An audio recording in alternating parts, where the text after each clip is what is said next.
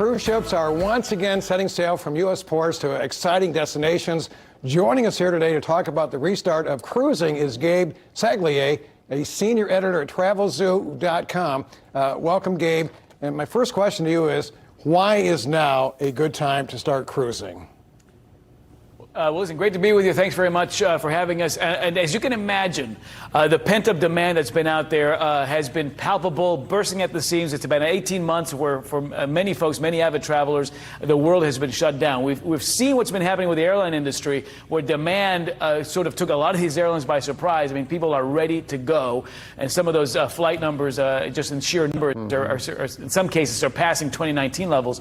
So now it's the cruise industry's turn, and it's coming back strong. In the last couple of weeks, we've seen several cruise lines set sail all over again. The latest being my friends over there at MSC Cruises, which just last week set the beautiful MSC Meraviglia ship on 3- and 4-night cruises out of Miami into the Caribbean. So 7-night cruises begin in September aboard the Meraviglia and the MSC Divina. So we're seeing much more availability of itineraries, destinations, exotic ports of call to meet that pent-up demand. Yeah, hey Gabe, what can passengers expect when taking a cruise vacation? I know that COVID's kind of resurging here, but do you have to wear a mask when you're on a cruise line now, or how's that going?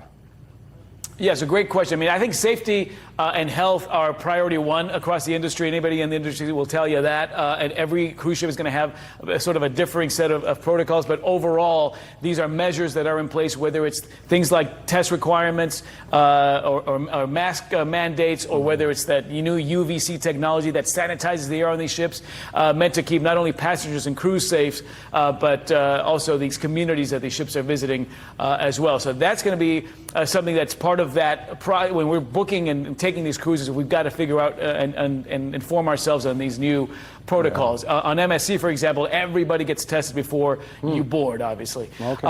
Aside from that, there's just a lot of new experiences, sort of immersive experiences, both on the ships and on shore, meant to incentivize people to get cruising all over again. Yeah, hey Gabe, what's the most popular destinations here that guests can visit?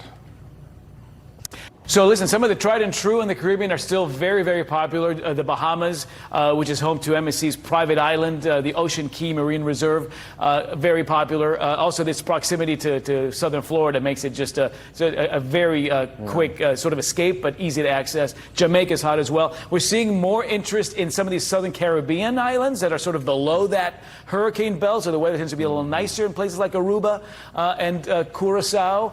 Central America is showing a lot of demand as well. Costa Rica and Belize, which are included in some of these itineraries. So a lot of these exotic destinations that we've been virtually visiting for about a year and a half now become reality. Yeah, we're running out of time here, Gabe, but I suppose there's some really nice deals people can get taking a cruise here? Yeah, a lot of flexibilities. You can change your cruise dates up to 48 hours before one of these MSC cruises, for example. And yes, certainly plenty of value incentives. Kids under 12 sail free. And through August 15th, if you pay the inside cabin price on one of these MSC cruises, they're putting you in a balcony cabin. 3-night cruises on the MSC Meraviglia from $129 in a balcony cabin. You'll find that on our TravelZoo website. But yes, a great value factor there. And real quick, if we want more information, where can we go?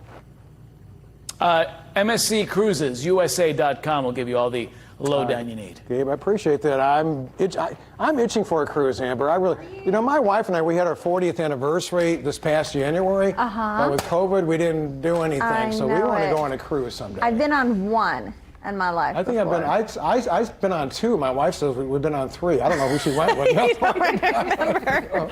Oh my goodness. Well, now you